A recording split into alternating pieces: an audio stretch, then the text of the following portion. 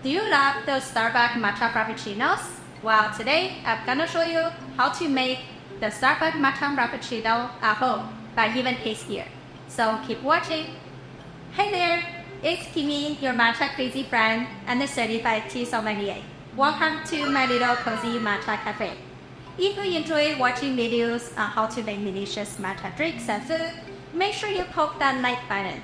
That shows me you are enjoying this video so I can make more similar contents for you. So now poke that like button. Before we start, making your matcha frappuccino at home means you can choose higher quality of ingredients, such as a high quality matcha powder, and you can also adjust the sweetness for your taste. Plus, it's way more cost effective.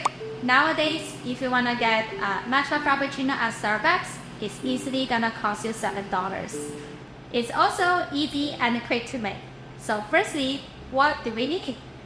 First, you will need some high quality ceremonial grade matcha. Want to make sure you pick one that's vibrant green in color and has a fresh grass smell. Today, I'll be using the organic everyday matcha. Your choice of milk, I'll be using this oat milk, at least 1 cup of regular ice, some vanilla extract. Your preferred sweetener, you can use sugar, cane sugar, or agave. Optional, but you can also have whipping cream. Equipment-wise, we'll be keeping it simple. You should have all these tools if you drink matcha regularly at home. So all you need is just a blender. I will be using a commercial blender, but any personal blender that you have at home should be just fine. Okay, now let's get started.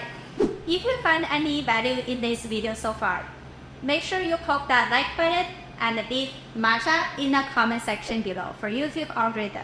It truly helped me growing this channel, and so I can make more similar videos for you. So now go ahead, poke that like button and leave matcha below. Okay, so grab a blender, add a cup of ice, a tablespoon of matcha powder, 200 ml of oat milk,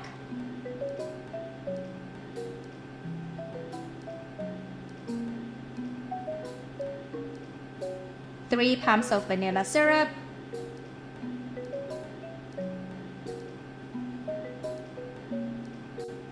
put everything in the blender and blend until you get that frappuccino slurpy texture.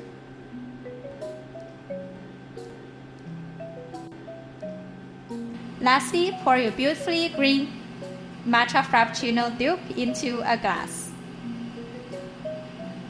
And optional, you can top it up with some whipping cream.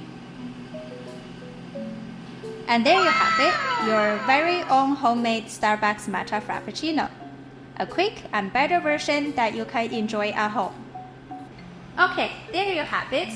Now we went through a lot of things in a short period of time, and there's no way I can cover everything in detail. If you're serious about matcha history, the processing methods, and recipes of how to make a matcha food and drinks, make sure you subscribe to this channel.